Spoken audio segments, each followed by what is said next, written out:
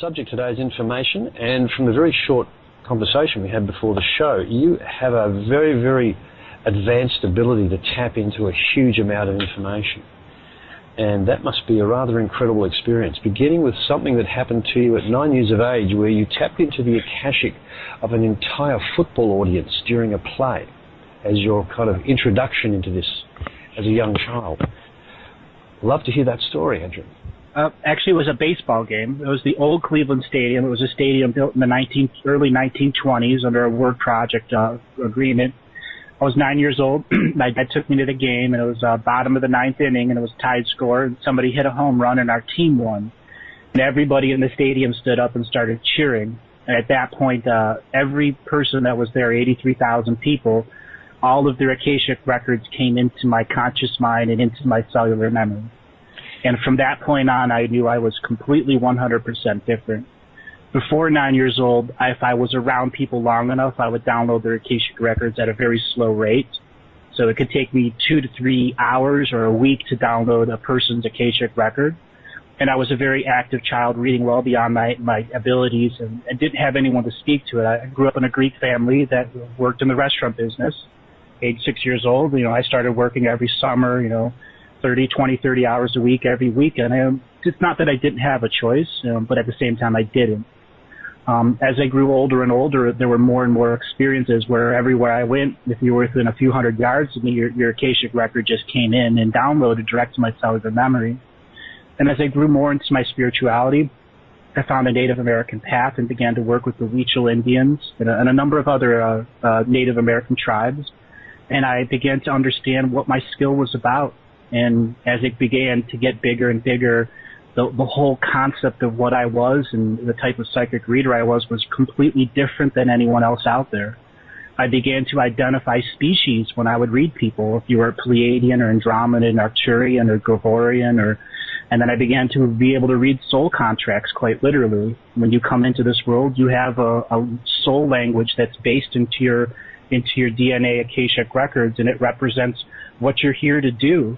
And then I began to understand that soul contracts have fine print in them that's inserted by the people that run the incarnation grid, and that fine print lures you into different types of karma and drama.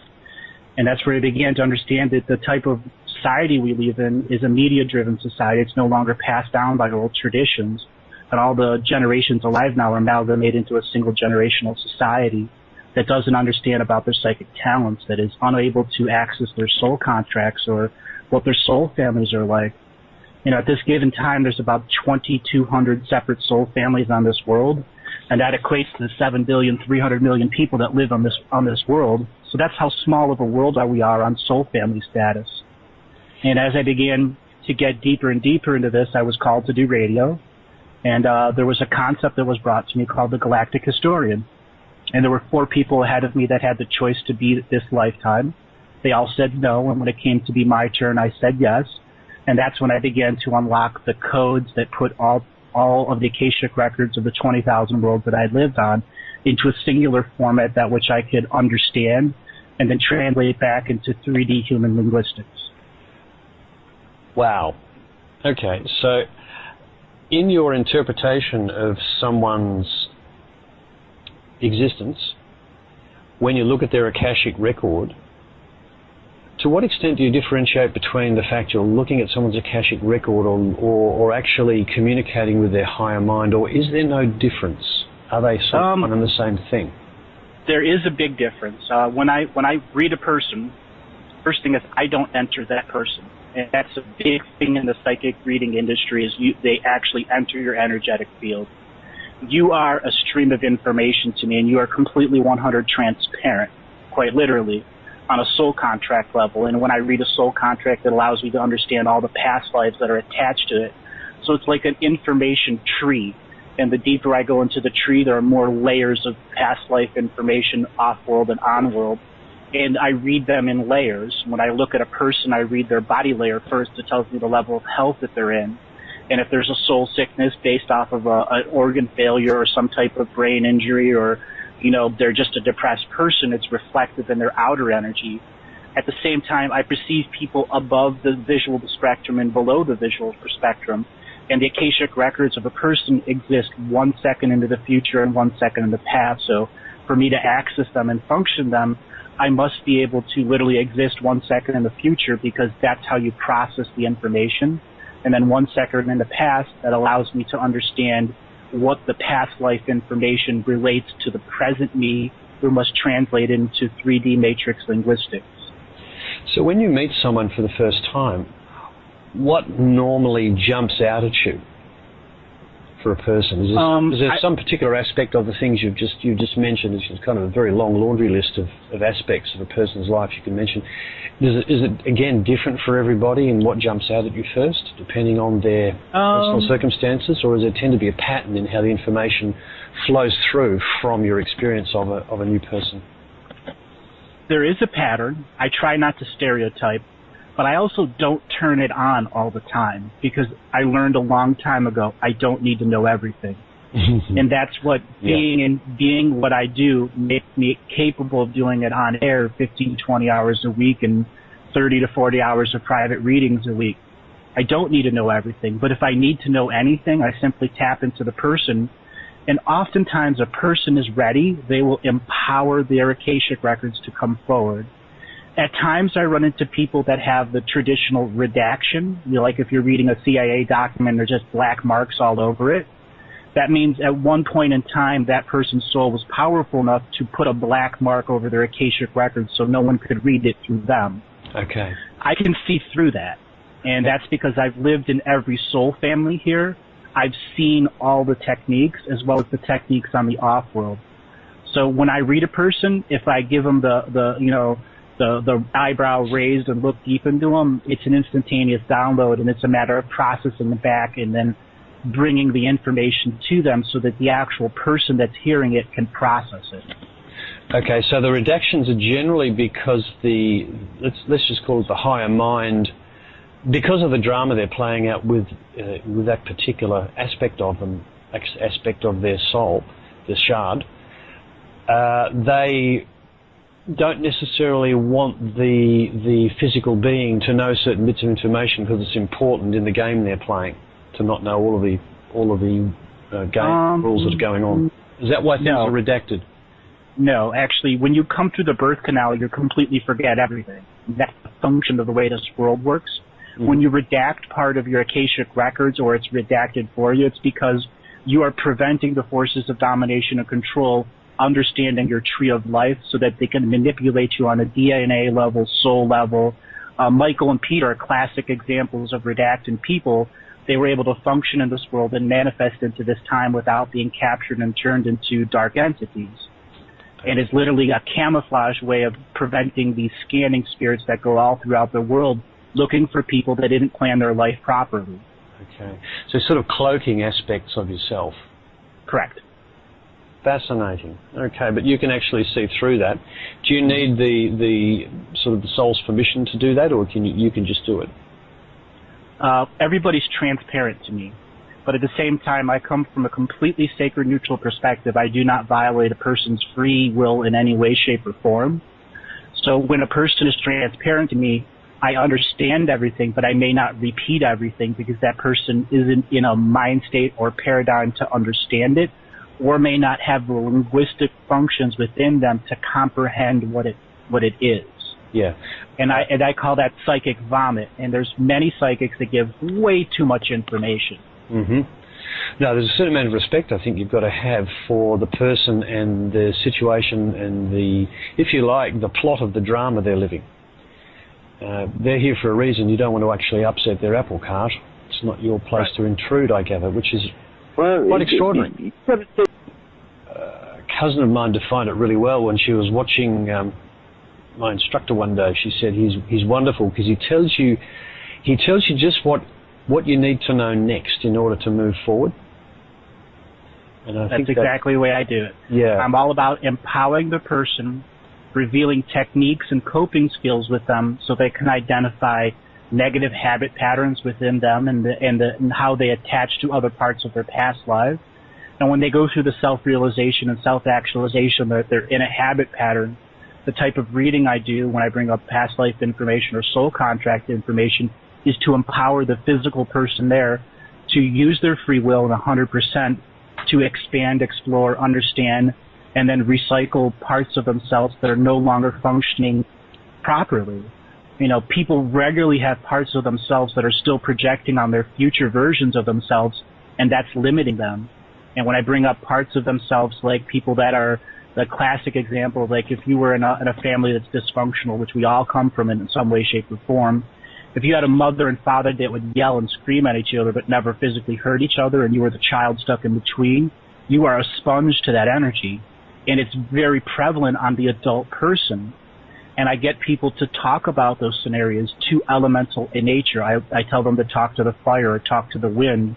And they bring up those memories, and then they can recycle the memory so it goes into cellular memory instead of awake memory. And then you have more space to allow dream realms to download into your wake brain, and so you can remember more of stuff. So this is why when I'm riding my bike or running, that I can actually dump baggage. Absolutely. Fascinating. Okay. I just have one question about your past, going right back to the start of your story.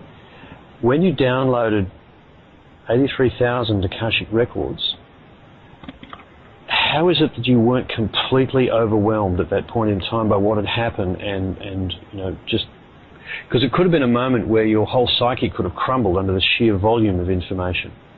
No, it did, actually. Well, it was a unique 3 weeks, actually, because it was all in my head, and as a young kid, you learning this information, I remembered everything about Lemuria. I remembered everything about Atlantis. I remembered everything about Egypt. And it was all within a thought mind for me. And my parents like, what's going on in your head? And I couldn't tell them. I mean, instinctively and psychically, I knew if I told them the future that I was already predicting I just couldn't. Because at that point, all of my psychic talents had been turned on to the maximum level. And there were a number of spirit guides that came to me and helped me put this into cellular memory instead of awake memory, and teach me the skills to make sure that I didn't constantly bring it to awake memory. And those spirit guides were my soul family, and they were the ones that were helping people that were going to make choices in the future to be the galactic historian. Yeah. With the fact that you were mentored through this process, there are a lot of people who've been classified as having, you know, mental breakdowns, nervous breakdowns, etc. When I think what's actually happening is they're having an experience like yours. And we had a show a couple of weeks back where we talked about overlapping the senses, which you know, has all of the symptoms of schizophrenia. Whether this incredible download talent that you had could have overwhelmed you and would have been diagnosed simply as some, you know, disorder of the psyche, and they'd popped you on drugs for the rest of your life and put you in an institution. Yet you managed, with the help of your mentors, to actually get through it. See, they really weren't mentors, because I came in with very distinct contracts that I couldn't be helped. I had to do it myself. That's the only way you could become a galactic historian. There's only been 3 other galactic historians in the last 52 million years. Wow. And each one has died a horrible death. Okay. Are you talking about incarnating on this planet or elsewhere? No, in the 52 million year history of the 7 galaxies involved in the drama. Wow. If somebody knows all the drama, that means you can't hide any secrets. And to what extent are you aware of the future of the drama at any point in time? Well, it's like if you're very familiar with a TV show and you've watched every episode and they come up with a new one, you can just get it. Mm-hmm. And when I was talking about the mentors, they were only there for a period of 2 weeks, quite literally. And it was under very strict circumstances, because if they were detected, I would get ejected out of this world. I came here under broken spiritual rule contracts, because there's so many different layers of spiritual courts of equity and spirit laws that were completely broken to universal law. Mm-hmm. So when you begin to understand spiritual contract, there's a primary incarnation grid, there's a backdoor incarnation grid, and then there's the hollow earth grid that allows powerful spirits to exist in hollow earth. So a number of those entities that were helping me came out of hollow earth and literally risked their entire existence in the time stream to make sure that at some point in the future, if it came to my turn, I could say yes or no. Okay, so that was part of an arrangement that you had with those beings prior to incarnating here to try and make it to that position? Yep. Wow. Well, I'm really glad you survived that process and are here now because, well, we've got 3 callers with questions and we could easily have 300 because that's a pretty extraordinary thing that you're actually living through. Now, Andrew, before we proceed, you've brought up a couple of things which have kind of tweaked my interest here. So before we go on, I'd like to ask you a couple of questions. You referred to the incarnation grid as being hijacked and having extra fine print putting into contracts. Do you want to expand on what you mean by hijacking the incarnation grid? It's a really big multi-dimensional story, but I'll try to put it as simple as I can. If I lose you, have Michael or Peter will jump in. They understand this. There's a group of extra-dimensional, multi-dimensional entities that 460,000 years ago migrated to this planet. These entities are 6th, 7th, and 8th dimensional beings. They're so big in energy they cannot fit into a single human being. So what they did is broke themselves up into thousands and millions of different sparks and then entered the Earth incarnation grid and made separate contracts with each individual version of themselves and entered soul families. And as they began to invest more and more and more of themselves, these 15 beings essentially became 40% of the population on this planet. That was 15 beings, 40% of the total population.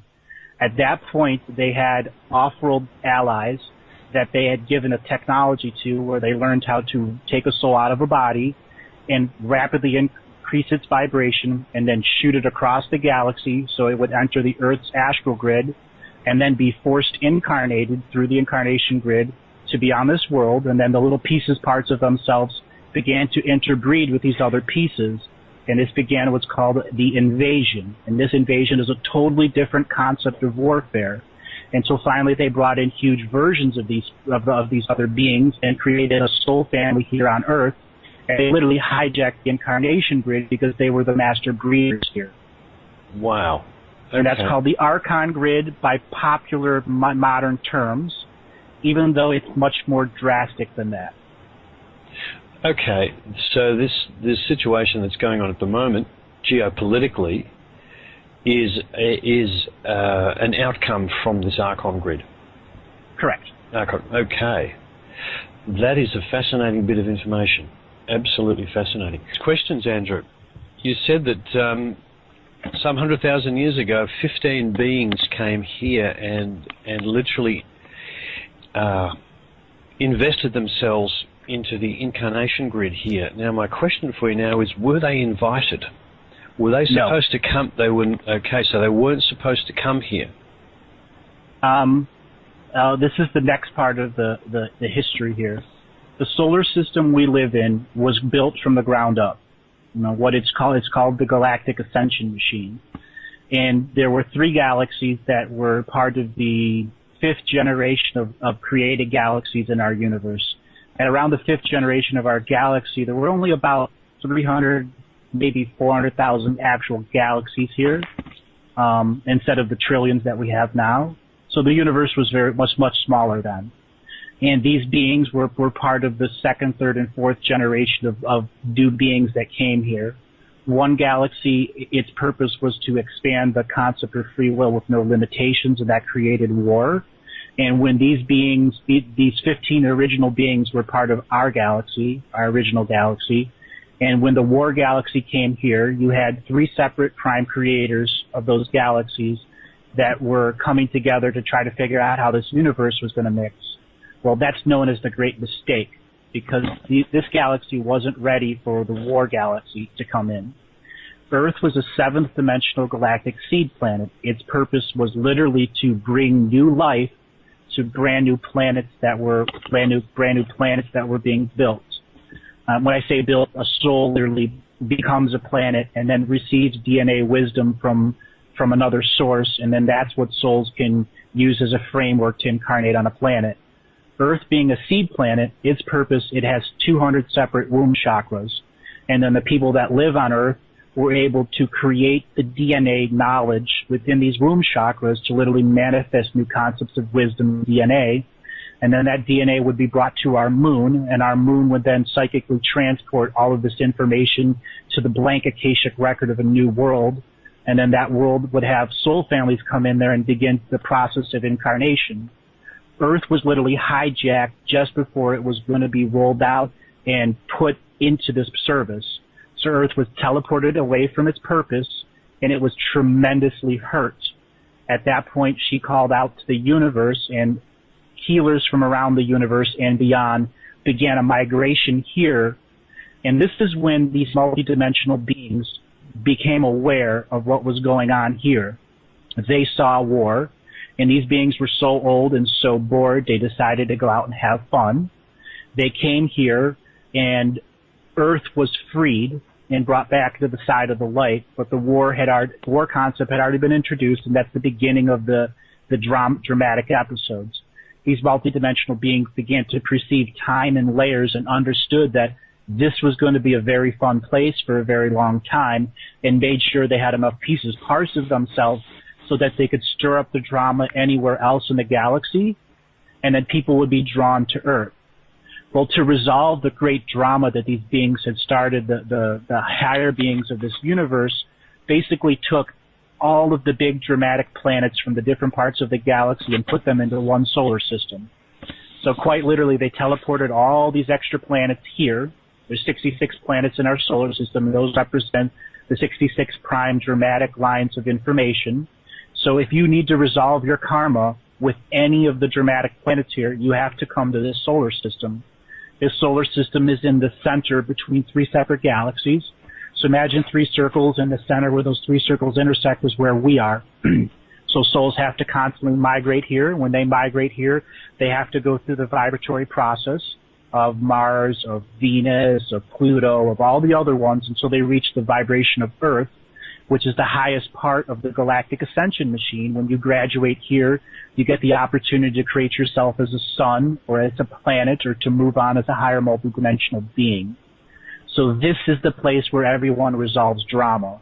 And it was done because multiple parts of the galaxies were polluted by this drama, and they needed to get rid of the pollution. And the resolution was to put all the dramatic planets into a single solar system. Okay, so did I hear you correctly? You said there are 66 planets or 6 planets? 66.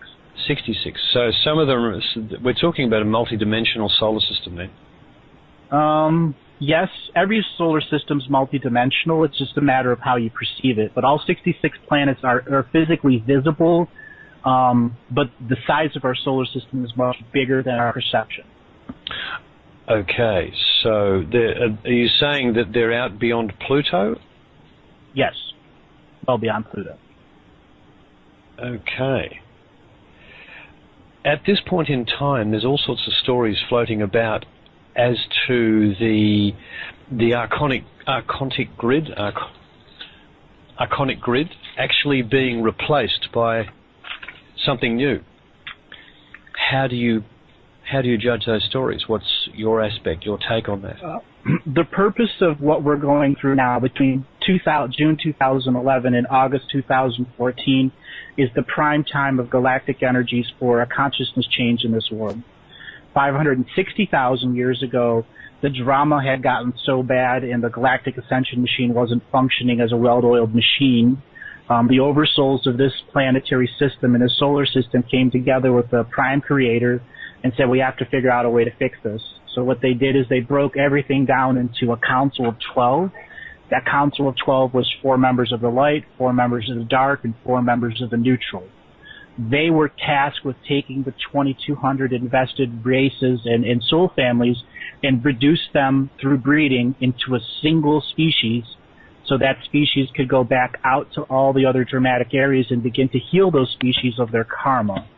And that comes to where Michael and Peter talk about we are creator beings. And quite literally, when we graduate here, we get our PhD in the School of Hard Knocks, and then we go back and begin healing the rest of the galaxy. But it got so bad, as I was saying, the Council of 12 couldn't come within any agreement. So one group was trying to force incarnate their versions. The light were doing the same thing, until finally the light and the dark had become so polarized they couldn't accept anything about the neutral perspective. So the dark guys began going after the homeworlds of the neutral people and basically saying, I'll kill 10 billion people unless you leave. So one by one, all of the neutral parts of the Council of 12 were removed. There was a big battle between the light and dark of who would take their space, until it finally broke down to the Council of 12 was 7 dark and 5 light. And that was right around 410,000 years ago. And since then, we've been having this off-kilter incarnation grid where the archons, because the dark can bring more of their beings in, can literally control the incarnation grid and put in fine print. Well, all of the beings understood that when Prime Creators set up this Council of 12, that there was an end date, and that end date would be called what's the audit. And the audit is when the Prime Creator comes into this world and reads every soul contract from the ground up of all existence and understands the equation in total, where there are no secrets.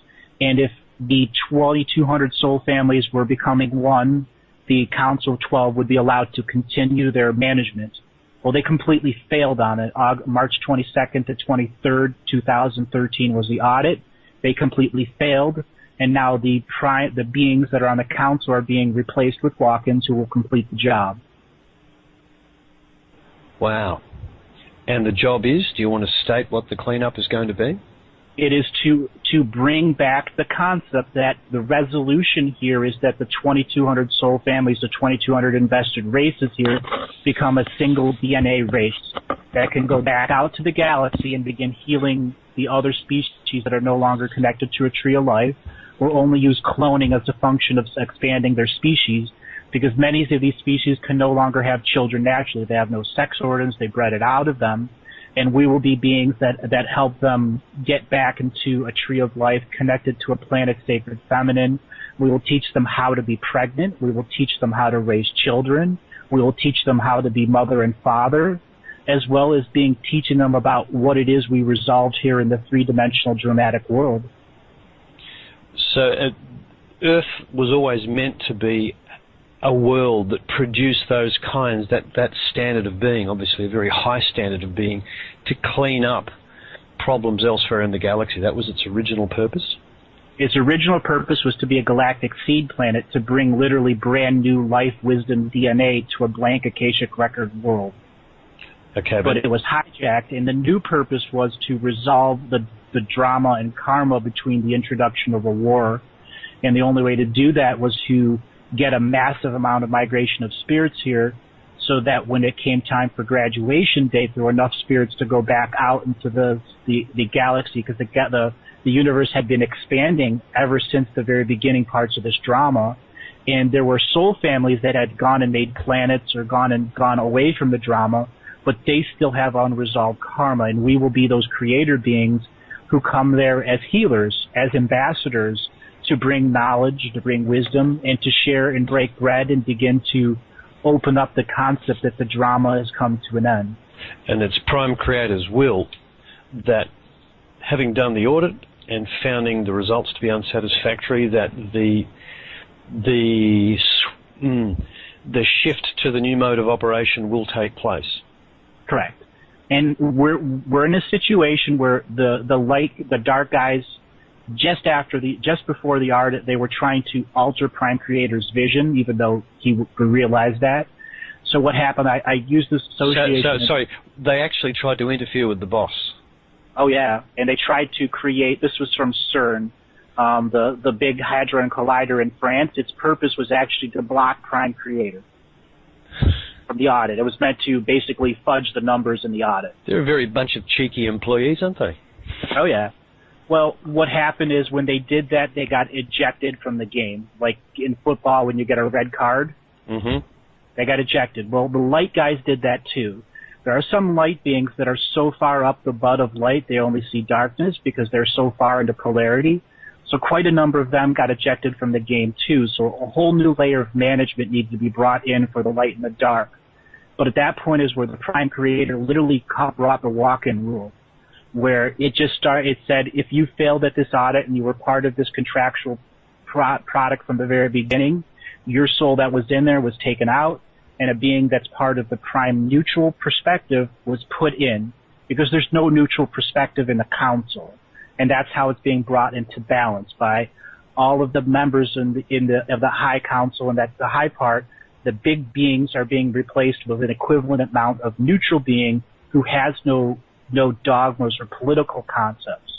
So that's the correction that Prime Creator has brought about. He's reshuffled the management council. Correct. Literally. Fabulous. Yep. So okay, there's your management clean out. So as well as allowing walk-ins on a mass scale on Earth. So the allowance of walk-ins, I mean, that apparently goes back probably the best part of a century. How does this manifest on the ground? I mean, this management shuffle, is it something that happens at an instant in time, or is it something that in fact was ordained and has been happening temporally? That is, the walk-ins, say March 2013, the audit was done, they failed, action was taken. Did that result in temporal shifts going back 100 years, as in temporal activities? No and yes. Well, you got to understand, June 2011, we were brought onto a single timeline, and there's going to be a lot of people who have a tough time with this. What it was is, there's been time wars that have been going on here for a very long time, and the whole purpose of the time wars is these multidimensional beings are trying to influence the theme of our awakening. So they brought propaganda, Planet X, Nibiru, or any of that. We are creator beings, and if they bring a high amount of propaganda, we will believe it and create that. And the whole point of the awakening is to claim your free will separate of the incarnation grid and allow yourself to understand Earth's original purpose. So the whole walk-in, all of that is understanding that when you take something out and replace it with something, it has to still function with all those spirit contracts that walk-in entity that they came into. And many of these entities are time travelers. And when they unified the timeline into a single stream, all the tangent streams ended. But since so many of us were on multiple timelines and never knew it, when we go to sleep, we dream ourselves into those other timelines. It's like a person who's had an arm cut off and has ghost limb syndrome, and we have to stop ourselves from creating these fake timelines again, and that's where we're at. So the neutral beings that are walk-ins are keeping the timeline a single timeline, so we live long enough to accept that, there's none of these extra timelines. I think my picture of the universe many-fold, but the detail that you're bringing to it, Andrew, is actually really, really meaningful to a lot of stuff that really bothers me about this world, and explains a hell of a lot. So I thank you for that. It's been absolutely incredible, and we're only not even quite an hour into the show. The timeline travelers, the people that have come here to unify the timeline. Oh yeah. Timeline, just to even begin that concept, you have to understand the multidimensional being concept. Because what they do is they have multiple versions of themselves spread out through a linear timeline, and then they brought in technology so different parts of themselves can create tangent timelines, and then they could literally incarnate other parts of themselves in other parts of the timeline, and then bring soul family with them that are sleeper agents. So the whole purpose is to create propaganda that would manifest deep in the future. And the light guys are always trying to counter the timeline movement, cut this other stuff out. So it's like trying to play a multi-dimensional game of chess 200,000 moves ahead of time. And the only way you can do it is by planning your actual soul's lifetime 10,000 or 100,000 lifetimes in advance. And that's what I did. I planned my lifetime for the last 52 million years so I could be here now. So this is the game that the Archontic beings enjoy playing, this massively complex interdimensional chess game. That's fun for them? Yep. I call them the Intergalactic Mafia because they're trading our DNA so that they can recreate the Galactic Ascension machine somewhere else. It's always been the prize to get Earth and then to make a bunch of other drama planets and make a Galactic Ascension machine somewhere else. Because what these beings are doing is literally challenging Prime Creator to say, no, we're the new guys on the block and we are going to be the Prime Creators in this galaxy and we're going to beat you. So there'll be two separate Prime Creators from the galaxy. That's their whole purpose now. And they're not going to succeed? Is that what you're saying? They've already failed. The management. Okay. They already failed. Yep. But the thing is, we have to remove them because we're soul family. It's like when you got a rotten member of your family, you love them, but you can't live with them. Mm-hmm. We have to eliminate our contracts with them. And that's what reclaiming your free will during this time of empowerment is about. Anything that inserts fine print must go. Fascinating concept. So how do you reclaim your free will? First of all, it requires going inside and healing parts of yourself. You have to be willing to look at yourself and to identify that there are parts of yourself that no longer apply to the adult you. And you have to realize, well, the type of damage that your innocent inner child did that shaped your life, as well as the good and the bad. And I commonly call this talking to the fire. I'm a fire shaman and a dream interpreter. When I function in the dream world, I'm in the North Pole and the South Pole at the same time. The North Pole is literally where the dream worlds exist, and the South Pole is where the astral world exists, where the new souls that are coming in here to plan their incarnation, they exist in the South Pole, and then they live through us vicariously to experience what the matrix world is like so that they can figure out what soul family they want to be in. Reclaiming your free will is about literally understanding the matrix is trying to define you through propaganda of what type of co-creating manifestor spirit you're going to be, and you must disconnect from that through meditation, through self-healing, through ascended mastery courses, and begin the process of unplugging from this muddy world until you understand that this world has several layers layered on top of it and layered below it, and that your perception is the key to understanding the matrix as what is the defining propaganda of all these multidimensional beings that takes place between 2011 and 2014. Now, the propaganda is being perpetuated at ground level in 3D reality by the media machine which drives our thought. Yep. Particularly in the Western world. What about the Eastern world, where the Western media is not so prevalent? Well, it's controlled by a different media source, and it uses their culture against them.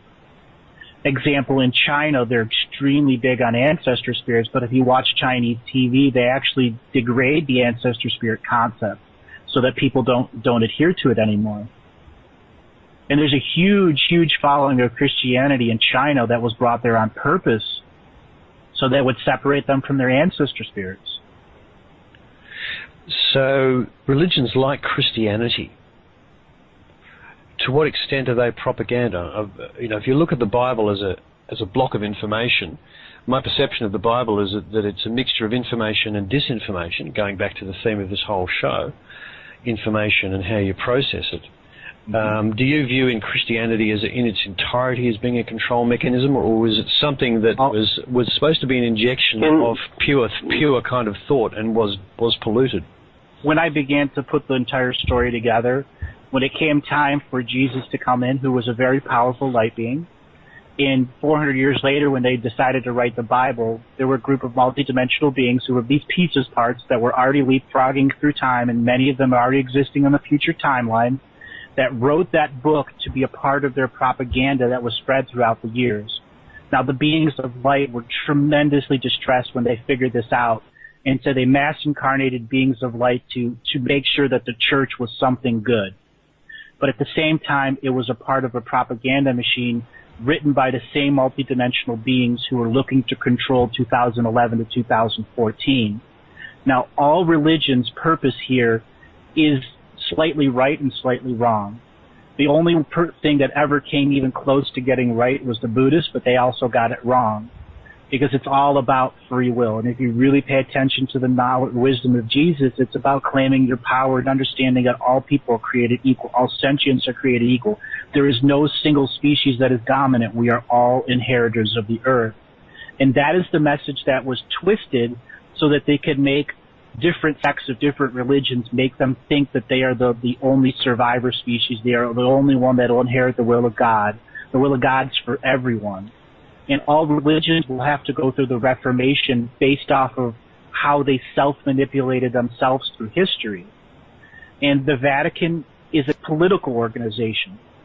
Face it, Christianity one day was a government with 25 ruling families, and the next day was a religion with 50 ruling families.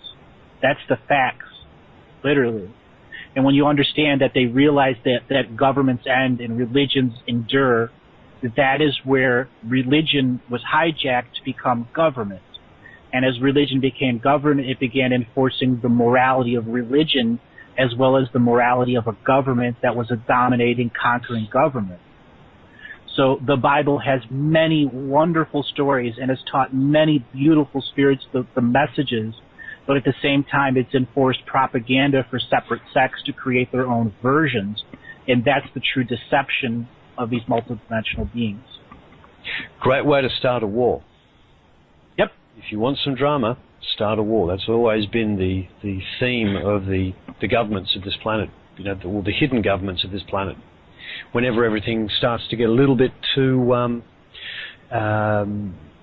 moving in a direction that you don't want it to move it into, start a war. And religion's a fantastic way of doing that. So right at this point in time, Andrew, the future appears to be approaching, in day-to-day life, a turning point, crossroads. Mm-hmm. How do you perceive that? Well, right now we're in timeout. As I was saying, players got ejected, and we'll be in timeout until the 21st of June. And that means none of the management that wasn't removed is allowed to make any significant action. But because so many of the middle and upper crust management have been under contract of domination and control for so long, they're following through with what they've been programmed to do, even though the upper management has said stop. So it's a runaway freight train right now. And during this timeout, as I said, the upper guys cannot act. And that includes the forces of light. But what is allowed to act is to make sure that we are a stable environment that will not cause drastic earth changes so that people can reclaim their free will and begin to understand we are co-creating manifesting spirits. After the 21st, the big players will begin to act again. Many of the big players during this timeout phase have said, we give up. But they can't because they're contractually bound to their own things that they've created over the last 52 million years. They are stuck into their own timeline concepts. They are literally in this point where the freight train is going to crash into the event. And the event has not been put into the fires of creation yet. So we are still in this phase where we have to reclaim our free will. Okay, now you say there's an event that's not yet been put into the fires of creation. So there's going to be a twist in the game. There's going to be something that shifts everybody's consciousness. That's the general impression I'm getting. Is that what Correct. You've concluded? There's going to be a consciousness shift, okay? But no one knows at this point exactly how that will play out or exactly when. Correct. And only the Prime Creator knows that. Because he's the only one that can see the entire equation for its root answer. And we are an ever-evolving equation because every day people wake up or go to sleep. And these multidimensional beings' whole purpose was to use propaganda to make a predictive model. So what will happen between 2011 and 2014 is enforcing a statistical predictive model based over 52 million years of timeline manipulation. So they're essentially playing the chess game over 52 million years. Is that what you're saying? Correct. And it's all come to this point. Yep. This is the end date. After that, let's set aside the drama, set aside the actual event. Past the event, at the conclusion of the drama, what are we looking at on this planet? What will it look like to you? That determines how things roll out. If we determine if we're going to be a single species or not. So much drama has happened that there will be beings that will not accept the single species. So we may end up with several parallel Earths coexisting on top of each other that go through an adjusting phase where the high beings of light can come in and begin unifying the world. Off air, Michael and I, and as well as on my other show, as well as Peter, we talked about a concept that there's essentially 5,800 separate city-states here in our world. In each of those is a dream world creator. So New York City, Los Angeles, London, Melbourne, wherever the big population centers are, that's where there's an amassment of dreamtime energy, and those will all create local realities. So there'll be 5,800 local realities that'll have to come into unity by experiencing the unified dream world of Earth itself. And during the event process, really what it is these 5,800 separate Dreamtime societies coming into Unity Dreamline as a global Dreamtime society. So again, the event is multidimensional, multi-level, many different ways.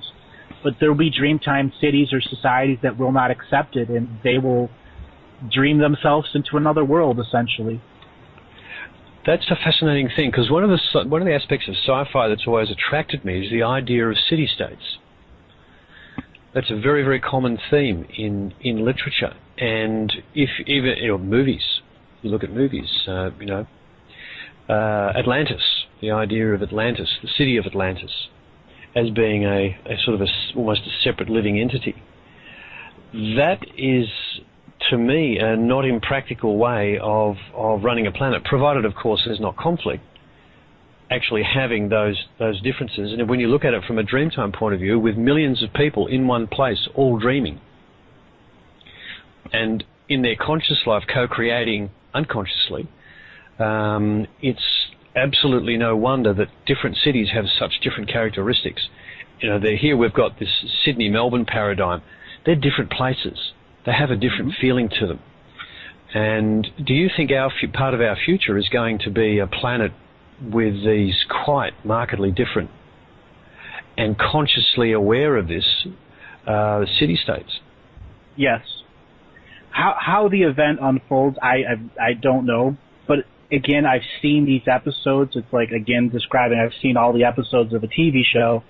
And if they come up with one new episode, you can kind of get the theme. And my personal opinion, and it's just an opinion, is when it all begins to iron itself out, it'll still be 2,000 separate cities. Some of the soul families will begin to separate by density and age and soul family relationships. And then one part of the Earth will be highly technological, and one part of the Earth will be non-technological and returning to Earth. So these beings can create a new culture based off of unified Dreamtime society. So if a high-technology person wants to take a vacation on a low-technology part of Earth, they can. Or if a low-technology person wants to come in and learn about technology that may apply to their low-technology life, that'll happen too. No sign of change in the propaganda. In public life, it's all still flowing out. This is going to be a big surprise for a lot of people. No. My personal opinion is we're not going to see absolutely anything happen. And I've said this many, many, many, many times. They can stretch this out for 20 years if they have to. And until you see people out marching in the street in the same scale and size as the 1960s, you are not free, and there is no ascension. So the consciousness shift is going to have to play out by people actually, getting out of their seats, getting off their butts, and exerting their free will. Yep. Because only your free will is what can eliminate your contracts and your fine print contract with these multidimensional beings who've hijacked our grid. Could you repeat that statement? It was broken up a bit. Only free will?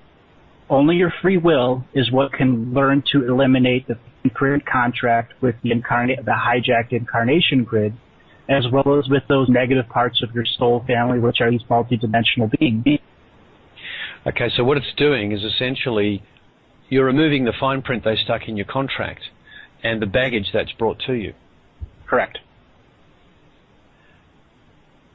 Okay, folks, I hope you're listening to that, because that is absolutely what getting up from your chair and exerting your free will is about. That's a really, really significant thing that you've just said there, because that plays out in, I don't like the political situation I'm in, so I am going to change it by my own actions. One of the aspects of my thought on this is the differences in general between the Western world and the rest. Now, overall, do you think it's the Western world and its higher technology and propaganda that's going to have a greater effect on the overall outcome of this? Well, there's a twist here. Mm-hmm. Because these multidimensional beings needed to create drama on a mass scale, what they did is invite trickster spirits from all over the galaxy to come have some fun. All of these trickster spirits have been stuck here and are really bored of playing with the dumb humans anymore. and are so mad right now that their eyes have forgot about humans, and they are solely focused on the upper crust management of the domination and control and incarnation grid. So the twist is all of these trickster spirits who want to get out and go trick other people in other parts of the galaxies don't care about us anymore. And the old adage, my enemy's enemy is my friend, is now beginning to function. And after the 21st of June is where these trickster spirits are not in timeout anymore, and they are mad. When I describe it, it's going to be like an episode of Benny Hill or Three Stooges, as they just get exposed more and more and more. That's a fascinating concept, because one of the things that is going on is that all of this crap is being revealed. It's spilling out. The propaganda machine is having a great deal of trouble excluding the sheer volume of lunacy that's going on, that's becoming really obvious to the casual observer. Mm-hmm. And that's what you're saying is going to increase? Absolutely. Well, it will be like the Three Stooges then. At the same time, people ask me this often, what was the 21st of December 2012? What that represented was there was the single moment we had of unified dream time, and the last time we had unified global dream time society was 28,000 years ago. And that was a single tick on the clock of the multidimensional clock we live by. We had one brief second where the South Pole began to act like a Jacob's ladder, where an electrical grid came out of the South Pole where the astral realm is and came out the North Pole and empowered the North Pole to spread to the entire energetic grid to the South Pole, where we as a species had one brief second where no matter if you're in the light or in the dark side of Earth, you had a moment of unified dream time. And there's physical technology, spiritual technologies, and technologies that keep us separated into these 2,000 or 5,800 separate dream worlds, dream city states. So what we got here is that point in time overrid all the technology, so we had the first taste.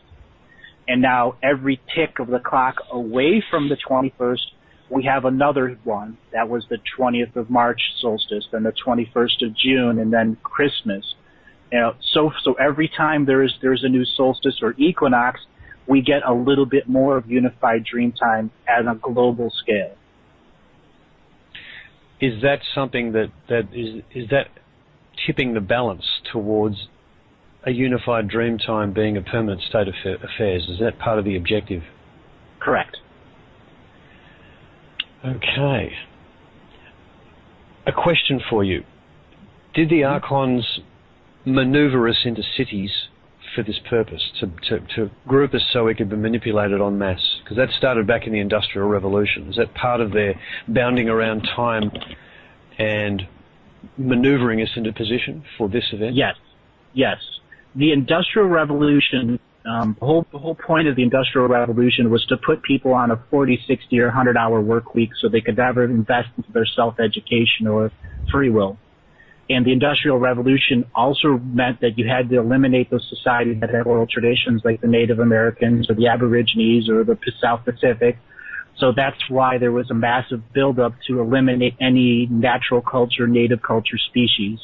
By eliminating the people that were the oral traditions changed, you would be forced into living into a mass industrial complex through cities, and then they could manipulate you on a mass scale as we introduced technology. Yes. Yeah, I think if you look at the starting ceremony or the ending ceremony for the Olympic Games, I think of the starting ceremony where they actually looked at the process of industrializing England. Yep. It was literally turning people into little ants in a little anthill. And yeah, there's your mass mind control kicking in at that point. Mm-hmm. So as you say, the oral traditions are very important in exploration of the individual self. And if you remove that out of culture and replace it with propaganda, bingo, then you get to control huge numbers of people. Yep. We're a media-driven culture now. The oral traditions don't exist. The only culture we pass down is through the propaganda media. And, of course, our wonderful schooling system, which is not an educational system per se, it's a schooling system. It's an occupational system. It just occupies your time growing up. Yeah, well, you propaganda. The sheer stress that's on people's lives to simply survive from day to day, whilst being fed by this media machine, is the ultimate distraction. People just have no time to invest in their own spiritual individual development. They are simply trying to survive. So, yeah, we've been massively maneuvered. Everything that's happened for hundreds of years has all pointed to this situation where we are literally a controlled society. Now, how does the concept of energy harvesting play into this? It's talked about a lot, and there's obviously humans are incredibly creative, and our creativity is just being focused into activity, allowing us to actually be completely have wagons circled around us by propaganda. Okay. I'll try to explain this as best as I can. When they set up the Bible and they set up all the war concepts, they set up sacred geometry cities. And sacred geometry cities are meant to separate us on a dream time scale. So there were places where energy would amass. New York City's one, Washington, D.C.'s one, Melbourne's one. And each of these cities that are sacred geometry set up cities are collection points for the local energies of those areas. And then those collection points go into a master collection point, which is the Vatican. And then the Vatican sends that energy into Israel, into the sacred structures that were built there 2,000 and 3,000 or even 100,000 years ago. They understand that there's a grid of pyramids on our world, and there's 9 layers to them, and our world is a fortress. And the only way to stay in charge of the incarnation grid is to have 1 or 2 layers of the fortress grid. Even though they don't have control over all of the grids, they have a control over enough of them to be the dominant of the incarnation grid. So it's all about coalescing energy and then reinvesting that energy into the systems of domination control that are physical buildings. Like anywhere there's a mass media building, there's sacred geometry built into the building so that when the upper management sends energy to the system of domination and control, it spreads it out equally so all the system is equally fed. But each person in this world is taxed on energy from the moment you come out of the birth canal. So there's always a feeding of this system. So when you unplug from the grid, you're not sending any energy. When you unplug from the matrix, you're not sending any energy to it. And it's coming to a point where they are using just about as much energy as they take in to what they put out. And this tipping of the scales for the Unified Dreamtime Society means they're going to be in the minus, and they must start using their own energy. And when they start using their own energy, they cannot maintain the system of domination and control. Okay. Energetic game. We're back to the energetic game. And folks, if you want to look at a piece of sacred geometry, have a look at a map of Canberra, the capital city of Australia. It is absolutely literally like an eye of Horus. Yep. Yeah. Washington, D.C. is another great one. Cities around the world are all based on a sacred geometric dreamtime harvesting principle then. Correct. Wow, so they herded us into cities that were essentially dream catchers.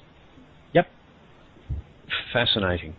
And that's what made us these 5,800 separate Dreamtime city-states. There's actually more, but I limit it to 58. There's about 6,800, 6,700. But many of them don't have enough energy to maintain themselves as an ever-present co-creating dream world, just because there's not enough empowered people in those areas to stay active all the time. So as the moon rises or there's more galactic energies comes in and the ley lines in the area light up, they may be there for a short period of time. How many people does it take to really make an effective Dreamtime city, as you're describing? If you had 50 people like Peter and Michael and me, it would be enough to make something as powerful as New York City. Okay, yeah, so there's a massive difference between activated beings and those that are simply in there. Yep. Interesting. How does someone like you cope with a city then, who's so attuned to the situation? Do you have to stay out of cities? No, I'm completely disconnected from the Matrix, and I can function in it, and it doesn't interact or create with me in any way, shape, or form. And that's why I'm able to function through my broken rule spiritual contract and be a galactic historian and say everything in a transparent, sacred, neutral perspective. As a galactic historian, in a sense, right at this moment in time, by simply revealing yourself and revealing aspects of galactic history which people like myself have never heard, and this audience, some of them will have never heard it before, are you not actually creating history at this point, as well as actually bringing history to us?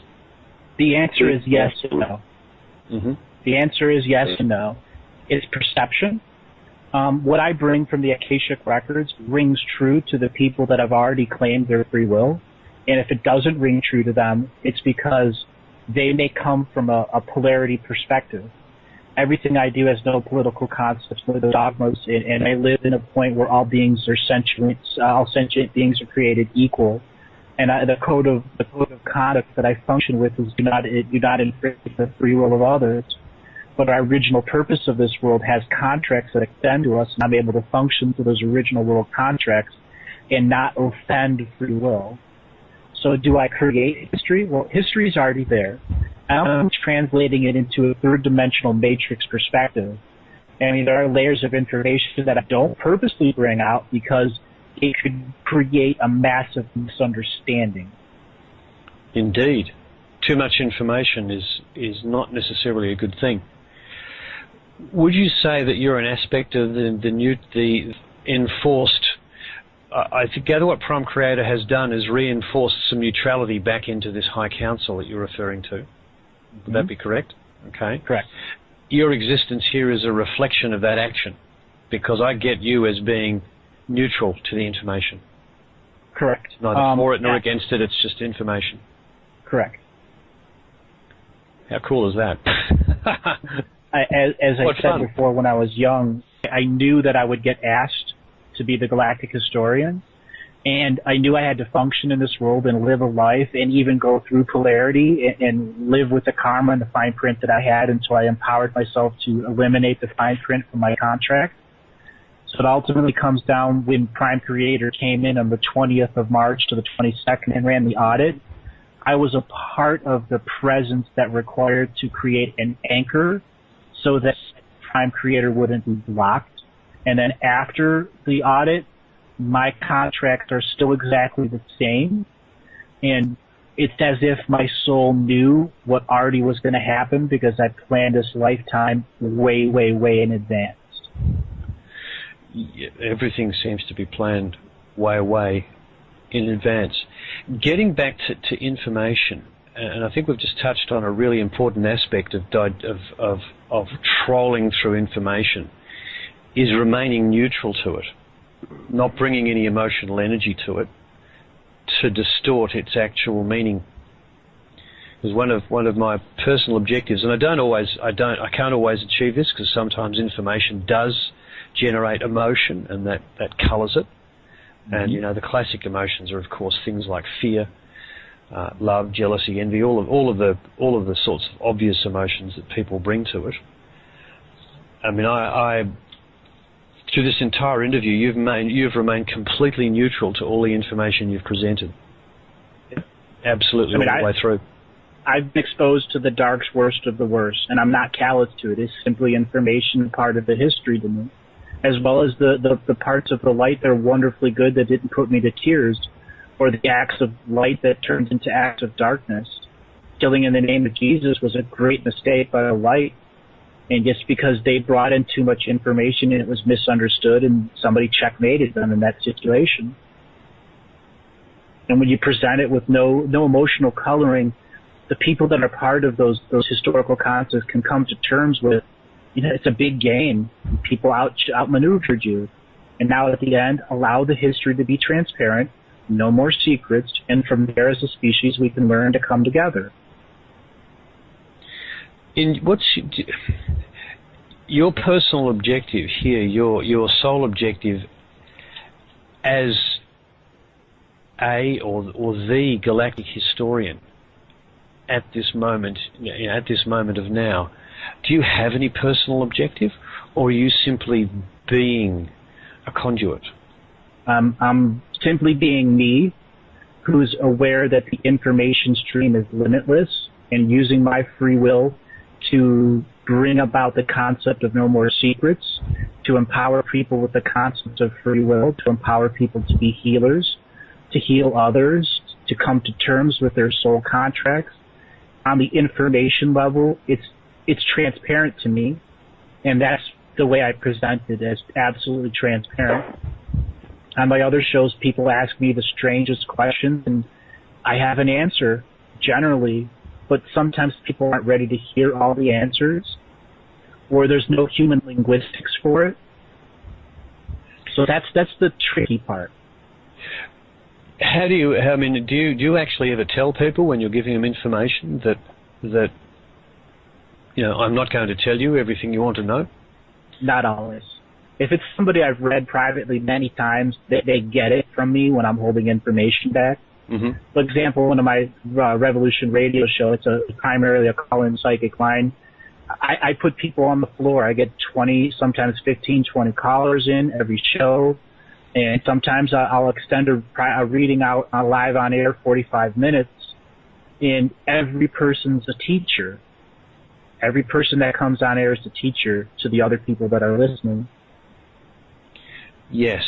Well, we teach others all around us all the time. Not necessarily always good things, but we teach. Mm-hmm. So where do we go from here, Andrew? We've got an audience here of people who are interested in developing themselves as energy masters, as energy adepts. What advice have you got from them in terms of developing their ability to read the Akashic, to process the information and to utilize it positively? Well, the course Michael and Peter have is outstanding, and they take you up to a mastery level. Peter's the information and Michael's the action. And I'd like to bring them in here at this moment and how we all come together by sharing information. That's what my shows are about, is sharing, because coming together as creator beings, we can amplify our education and understanding and teachings. Indeed. And Michael and Peter, when you first met Andrew, what did you find? With me is just really comfortable from the start, and then the more that I heard him talk, knowing that he's information-based, and from all the people that I've encountered, I actually started to become prejudiced against people that were information-based because they all seemed to be psychotic, just to say it straight, and they didn't have the grounding or the ability or the pyramid of logical understanding to have access to that level of information and still be sane in the third dimensional aspect of themselves. And so the more I heard Andrew talk, and the more that I hear that it lines up with the core of everything that I'm doing and teaching, which I don't approach it in that informational way. I do it in an energetic way, teaching people to find their outward polarity. As I say often, that it probably wasn't meant to be this way. I'm not informational, but I can imagine that this grid was possibly tampered with, and people weren't born with an interconnectivity to things like we teach in the Energy Mastery course. But that's what I'm heavily based on doing, is getting people to reverse their polarity so they can know both sides, because until you learn energy due to the circumstances of how life is here, you're in the negative polarity. And by that I mean you have the perception that light comes into your eyes, sound comes into your ears, touch comes against your skin, and your interpretation of that forms your reality. Well, the positive polarity is the exact opposite of that. Light comes out of your eyes, sound comes out of your ears, touch comes out of your skin, and you create the world around you. So, by me giving a person the tools to actually experience that and make that a norm, ends up balancing them out. By finding their positive polarity, they become a free will creator, able to radiate their own signal, outwards and actually into the creation around them. And at the same time, I'm not one-sided. I also teach being receptive as well, though right now the condition of the world is such to where it doesn't necessarily pay to be that inward with your energy, until everybody understands that we are interconnected, whether we like it or not, that we do feel all things past the body as being a part of ourself.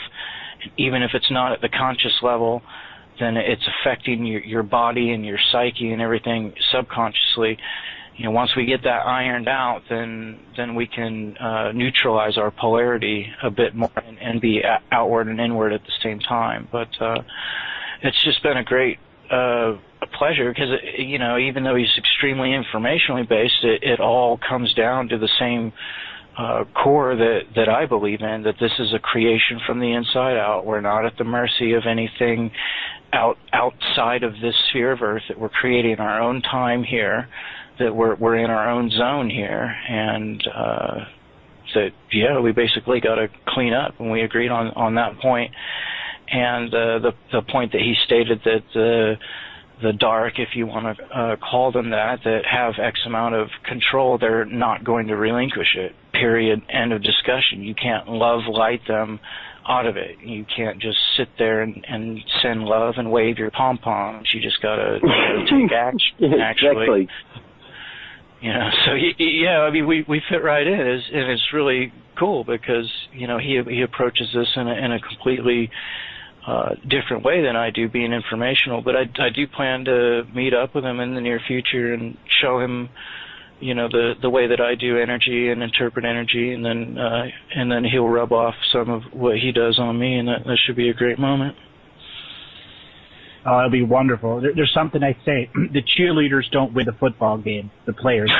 Yeah, you've got that. Reestablishment of free will seems to be the theme underlying Andrew's work and Peter and Michael's work, and different methodologies, but the actual project is the same. Yep. That they could play this out for 20 years unless we get off our chairs and exert our free will. Correct. There are 5,200 separate sheets that are invested heavily into our solar system to make sure that there is no galactic smuggling of soul families off this quarantined solar system. Though there are good people out there, and there are alien vessels, but they cannot interact with our realm unless they have soul family contracts with the Earth to be here. And what they're doing is they have specialized vessels that are in the upper atmospheres that are taking the consciousness energy of Earth that is forcing negative manifestation and change from Planet X, Nibiru, tidal waves, and they're reinvesting that energy back into the Earth grid so that there's more unified dream time. These vessels are out of phase, and at the same time there are multiple races that are trying to psychically communicate and wake up other members of their soul family. And Michael and Peter, they have incredible teachings that open you up into the energy masteries. And there are multiple other schools out there that teach you different things. This is the time you claim your free will. It's not the time to be communicating with off-world unless you've already done it. And if you do, you have to go through an assessment because your communication can be hijacked and you would never know that somebody else is speaking in the place of the being you were talking to before, or that the information is slightly altered by meaning. So this is the time we re-empower the free will and understand that until we get up off our collective butts, it can get played out, it can be extended for 20 years, and the only random odd thing that's at play is all these trickster spirits that are extremely mad because they're not part of the management system. They were just the thug operators on the low end, and they're all mad. When you say mad, are they mad because it wasn't what they thought it was going to be, or are they just sick of it and want to move on, and they want to just basically take a baseball bat to the candy shop before they leave? That, and it's a bait and switch game to them. Mm-hmm. The re-exertion of free will, the re-empowering of the people, what form does that need to take in your eyes? Very, very good question. It starts with self-healing, mastering the energies that are around you, disconnecting from the matrix of the media, reconnecting to the matrix of the Earth, as well as learning psychic skills that are protected by the golden tube of protection that allows you to connect to your higher self and into your dream worlds. It is within your dream worlds that you already have 100% free will. But if you're part of a soul society dreams time city state, your dreams are limited.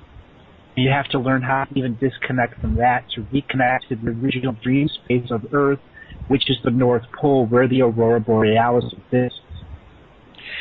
I get the impression we weren't meant to live in such large groups in cities. Nope. We were not. Because we can't really experience ourselves properly when our dream times are so, convoluted with the effects of proximity of, millions of other beings. Many of us were meant to be nomadic tribes who would go to sacred places on Earth and have children there, and then those children would be the energetic offspring of those energetic places bound with the people and their DNA. And here we all are, wandering around in concrete and glass and wondering why we're all miserable. Yep.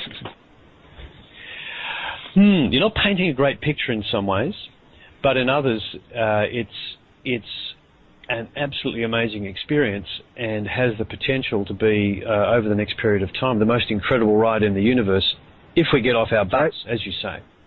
If we get off our butts and reclaim that free will. So, if the reclamation of free will is to take action and shape the world around us, I must assume you're talking about action by non-cooperation, action by non-violence, but action nonetheless. Absolutely. Non-violence, non-cooperation. And this is something I've suggested over a series of shows. Forget the government. The only thing anyone should ever march against is the media companies. If you have 10,000 people out in front of CNN, they can't afford to ignore you. And there will be reporters that have left their organizations or announced on air that they're being censored, and they will cross the lines and they'll pick up picket signs. That is the system of control. That is the system where the domination invests their energy. If you have 1,000 people out in front of MSNBC with signs that say, "We demand the truth," you corrupt organization, how long can they ignore that? Can the NBC morning news show even walk outside to do that little bit they do on the Today Show, if you ever watched that? Can they walk outside and talk to their people if there's 1,000 people out there every morning? That goes worldwide, any media agency. Yeah, there's another aspect to that as too, because I've thought a lot about media agencies and how to actually influence their action. They live for the advertising dollar. So if you want to affect a media agency, you need to stand outside the window on their little studios that overlook the street and hold up signs saying you're a bunch of scumbags. But one of the things you can do is ring up their advertisers and say, "I will never touch your products again because you're dealing with a corrupt organization who is controlling information and messing with our heads." And if you attack them via their cash flow, you will also be extremely effective. Well, cash is a lie. And honestly, the media companies the media dollar is a big myth. Because the money that comes in from the media is also supplemented by the government, and all dollars are fake. You don't operate on a real monetary system. And when they removed gold and silver, the physical energy that we invested into the gold and silver had to go somewhere else, and it went into the digital systems of the banks. So that's how the system of energy began to be hijacked, quite literally. And if you want to change, there will be people that were in the media agencies that are so shamed they will walk out and join the picket lines and begin to create their independent media agencies. Honestly, going after the dollar sounds great, but when you understand that the dollar is fake and its whole purpose is to take your energy so it can be reinvested into the system of domination and control, going after them just isn't functional. It's been tried and tried and tried again, and it works on a little scale, but they have to give you a little taste of success for you to stay into the reality. Hey, I'm happy to change my strategy based on new information, so thank you for that. I won't pursue that one. The key to experiencing this world right now in a completely different way, and in a way, you know, that can be paradise when you give yourself the right surroundings, is the energy mastery. And it's also the key to becoming a powerful co-creator and a force for change to get the rest of the world in gear, because we're never going to have the world that we desire until each individual understands these basic principles of reality coming from the inside out, of having their brain connected to their heart field, and their heart field connected to the omnipresent I am soul field, feeling all things as being a part of the self. We're never going to have that until each individual can attain this. And as each individual does this, it becomes easier for others. So, you know, it is a snowball effect. But there's, you know, never going to be one singular magical day where everything that you're too lazy to do for yourself just happens for you. And once again, that's part of the false propaganda, and I'm sure Andrew can back that up, that a lot of these so-called ascension dates are put out specifically so that people stop working on their consciousness and their own empowerment. And you know, there's even clever philosophies that go with it, like you're embracing the wrong energy by actually taking action. You know, like, oh, that's 3D thinking. You know, if you're the 4D thinking is just to allow. Like, come on. So that's the standpoint I'm always going to come from, is that everybody has to learn energy. About 30 seconds left. Andrew, thanks for an incredible discussion. Thanks to your audience for listening. Thanks to our audience for listening, and I'm sure they all enjoyed today's show.